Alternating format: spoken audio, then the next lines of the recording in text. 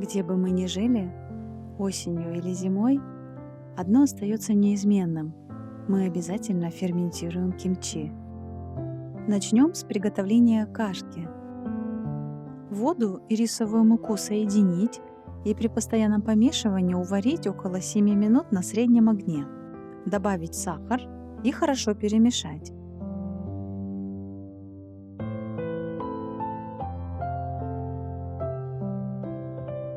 Убрать кашку в прохладное место до полного остывания. А теперь приступим к подготовке овощей. Морковь полностью очистить, нашинковать соломкой или воспользоваться, как мы, теркой. Для подготовки редиса мы также воспользовались теркой. Именно редис и морковка обеспечивают натуральные сахара для брожения.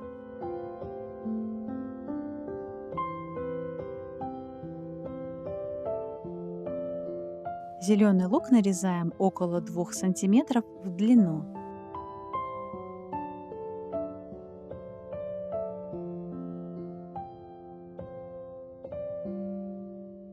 А теперь подготовим пюре. Чеснок, репчатый лук, имбирь лучше всего пробить в блендере. У нас блендера не было, поэтому чеснок мы терли на той терке, которая у нас была дома.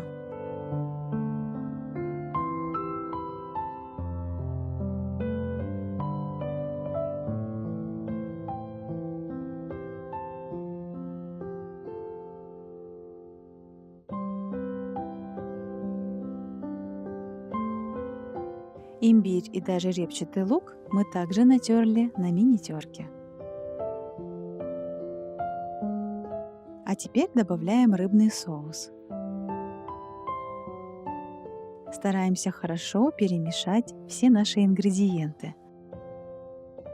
Ферментированные креветки и креветочную пасту в местных магазинах найти мы не смогли, зато добавили сушеные креветки, которые везли с собой. Их необходимо немного измельчить и добавить в пюре. Если вы их сразу не смогли найти, то ничего страшного. Креветки запускают ферментацию кимчи и передают насыщенный, особый вкус и аромат. У вас будет возможность сравнить оба варианта и выбрать самый наилучший. Далее необходимо добавить красный острый перец и хорошо все перемешать. Посмотрите, какая красота получается! Какой насыщенный цвет! В подготовленное пюре добавить охлажденную кашку и перемешать.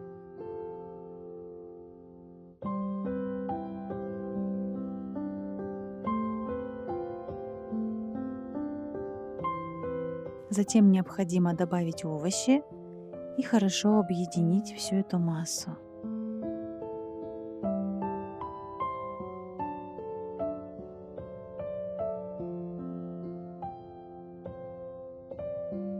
Ну а теперь давайте подготовим капусту.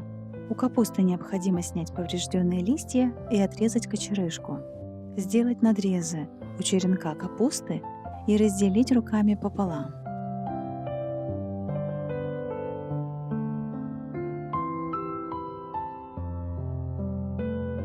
Половинки снова надрезать у черенка. Затем вам необходимо хорошенько ополоснуть в холодной воде капусту, чтобы избавиться от пыли, грязи и насекомых.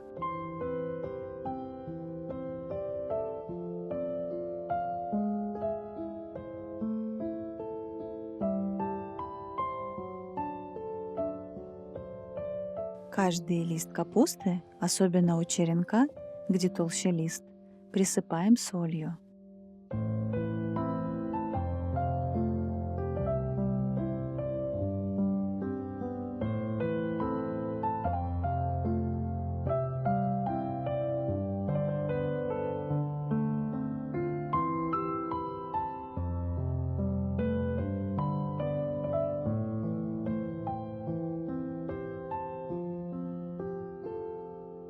Оставляем нашу капусту размягчаться примерно на 2 часа.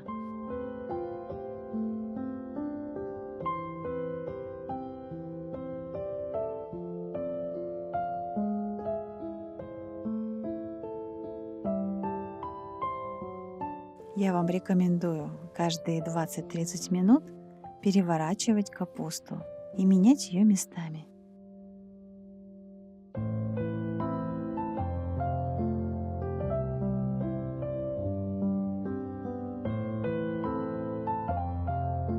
Спустя 2 часа капусту необходимо промыть в холодной воде в 2 этапа, чтобы смыть лишнюю соль. Когда лишняя вода стечет, разделите капусту еще пополам, по надрезу. Последний этап нашей работы – это подготовка капусты к ферментации. Каждый лист промазать подготовленной пастой, особенно у основания. Кстати, муж с детьми впервые самостоятельно занимаются приготовлением кимчи. Это их первый опыт. А еще посмотрите, какую прекрасную банку для ферментации кимчи мы нашли. Просто прелесть!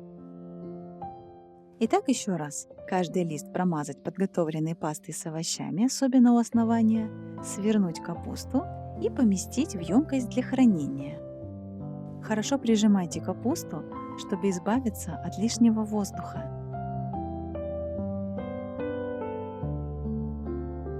В холодильник не убирайте. Оставьте на 1-2 дня бродить при комнатной температуре. Спустя время откройте крышку, дайте подышать кимчи и сделайте первую пробу. Идеальная температура хранения кимчи около 4 градусов. Уже через неделю у кимчи будет сбалансированный вкусовой профиль с острым рассолом, свежим хрустом и сложными нотками. То, что нам нужно. В какой бы точке мира мы бы ни оказались, кимчи всегда будет на нашем столе. Желаю вам такую же традицию, которая будет следовать за вами.